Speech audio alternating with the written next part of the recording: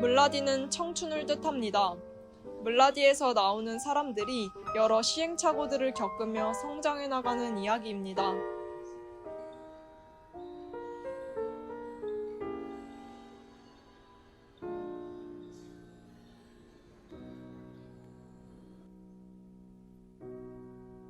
구은영이라는 여성은 어렸을 때부터 미에 관심이 많아서 17살 때 미용고를 다니게 됩니다. 졸업을 앞두고 학교에서는 취업을 무조건적으로 밀어주었지만 결국 구은영은 대입을 하게 됩니다.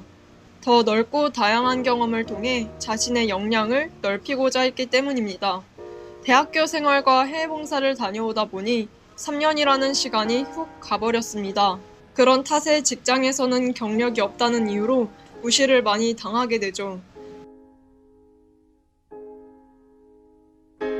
또한 주변에서는 시간 낭비를 했다고 합니다. 3년이라는 시간이 절대 시간 낭비가 아니었음을 알고 있는 구은영은 다른 사람의 말에 개의치 않고 3년간 배워왔던 특별한 마인드로 일을 하게 됩니다. 구은영이라는 인물이 처음으로 들어간 일터는 2016년에 오픈하여 4년간 운영해온 미용실입니다.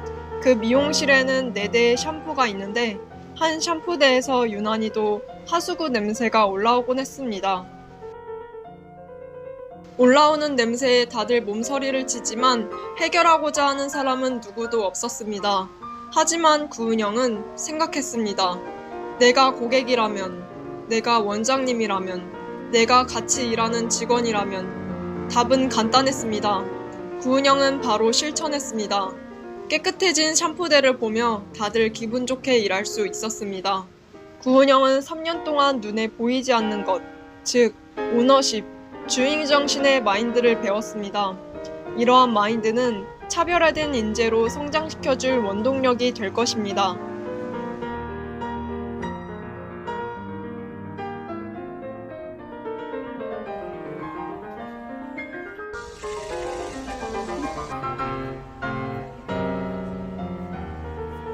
박지수라는 인물은 패션을 좋아합니다.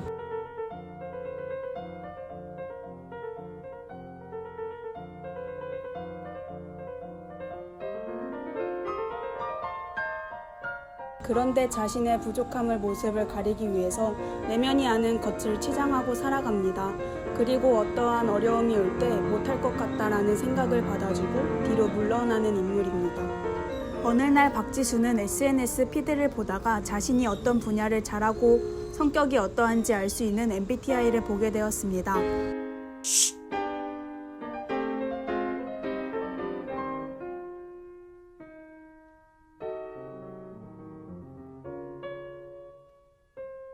아, 역시 전공을 선택한 게 잘못했어 라는 생각에 사로잡히게 됩니다.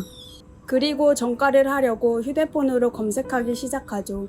몇 시간 동안 다른 과를 알아보는데 문득 과거를 돌아보게 됩니다. 여태까지 맞는 것을 찾는다고 했지만 맞는 일이 없다는 것을 깨닫습니다. 그럼 어떻게 해결하지? 라는 생각을 하게 됩니다.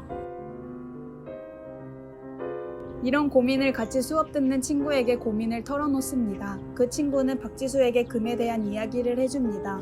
사람들에게 영원한 것이 무엇이냐고 물어보면 금을 생각한다고 합니다. 금이 영원할 것 같지만 금도 다른 물질과 똑같아서 방사선을 내보내고 그 수치가 미미하지만 질량은 조금씩 줄어들고 언젠가는 소멸해 사람들이 영원하다고 생각하는 금조차도 영원하지 않다고 하죠.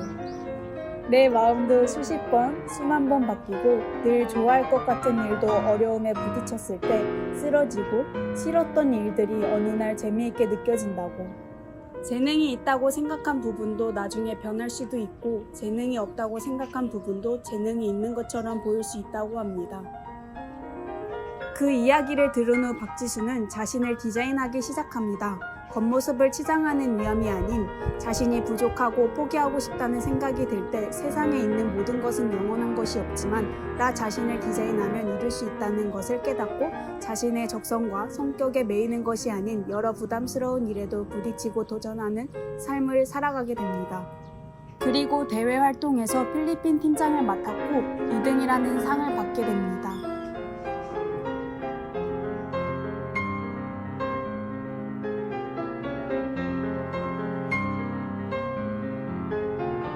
김소은은 유치원 선생님으로 아이들을 가르치는 일을 합니다.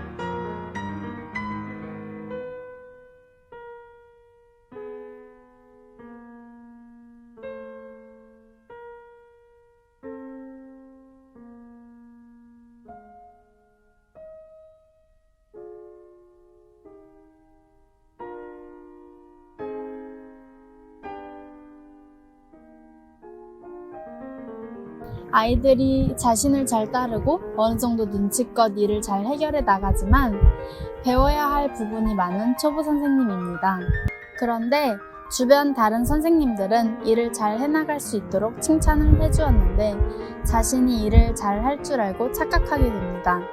결국 3달도 되지 않아 누군가가 조언을 해주면 듣지도 못하고 마음만 높아져서 배우지 못합니다. 실수는 계속해서 늘어가지만 착각은 사라지지 않았습니다.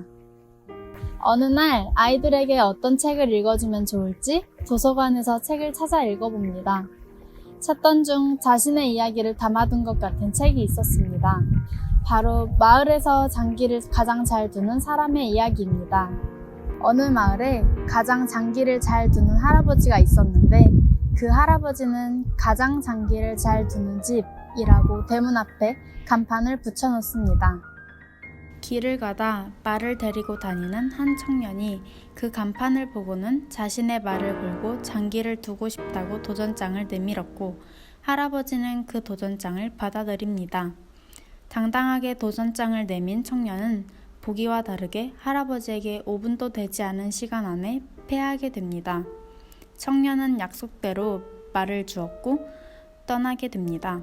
할아버지는 그래 역시 나는 이 세상 최고야 라고 기뻐하며 말을 잘 돌보고 있었습니다. 일주일 뒤 청년이 다시 나타났습니다. 할아버지는 또 도전장을 내밀겠냐고 물었고 청년은 또 말을 걸고 하자고 합니다. 그런데 이상하게도 5분도 안 돼 장기에서 바로 진 청년이 한 수 두 수 놓더니 5판을 이깁니다. 이해할 수 없는 상황에 할아버지는 일주일 사이에 실력이 어떻게 늘었냐고 물어봅니다. 알고 보니 실력이 늘어난 것이 아닌 청년은 중국 나라에서 가장 장기를 잘 두는 사람이었고 말을 가지고 가야 하는데 자신이 시험을 봐야 해서 말을 가지고 들어갈 수가 없어 맡겨놓으려고 일부러 장기에서 졌다고 합니다. 할아버지는 얼굴이 빨개지더니 청년이 떠나고 나서 동네 사람들이 다 자고 있을 때 몰래 간판을 떼어냅니다. 김소은이라는 사람은 책을 통해 나는 틀릴 수 있다라는 지혜를 얻게 됩니다. 그리고 유치원에서 일을 할 때 자신이 옳아 보여도 틀릴 수 있다는 생각을 갖고 겸손하게 일을 하기 시작합니다.